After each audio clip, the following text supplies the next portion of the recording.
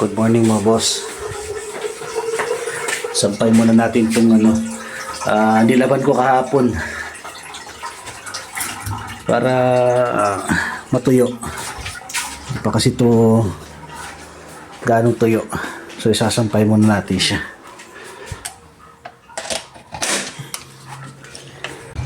Ayan, nasampay na natin mga boss.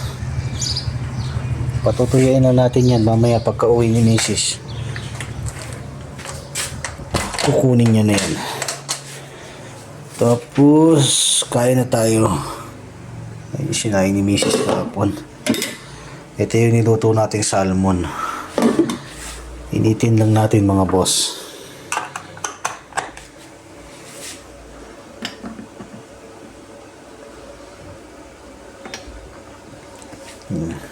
Bumili din pala ng grapes si Mrs. Ayan, no? Sarap. Kahapon yan. Binili niya. May kasamang mangga to. Pero kinain na namin kagabi pagkadating. Nagsaing na lang ako ng bago.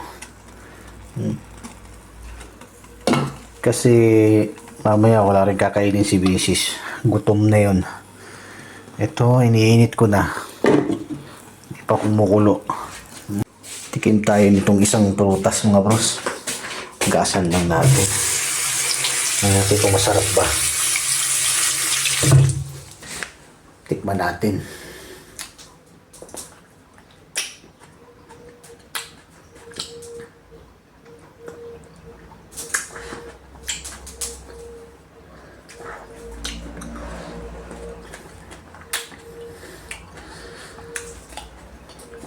Tamis.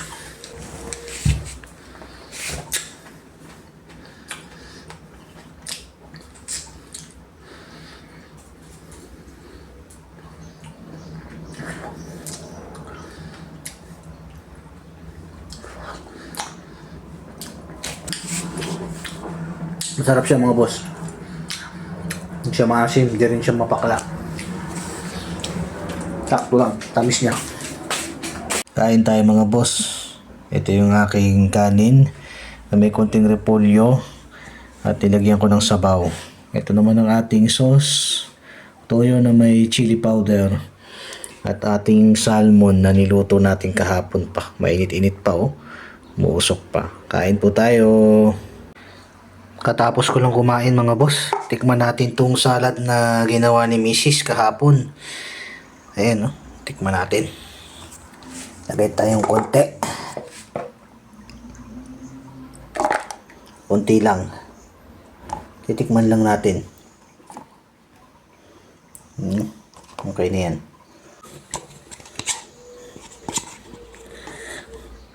Tikman natin first bite.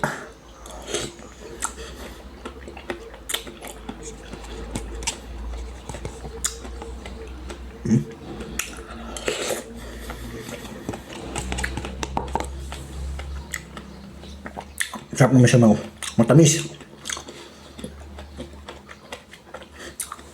Iba lang talaga yung lasa ng fruit cocktail nila dito kaysa sa atin. Yung fruit cocktail kasi nila dito malabsak.